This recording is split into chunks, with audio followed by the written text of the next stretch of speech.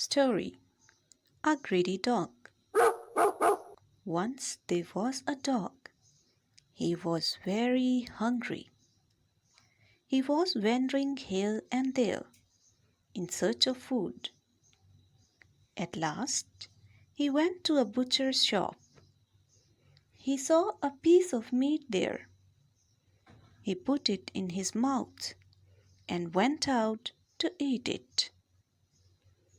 He passed over a bridge of a stream. He saw his reflection in the water. He took it as another dog. He wanted to eat that piece of meat also. He barked to snatch that piece. In this way, he lost his own piece of meat. Moral: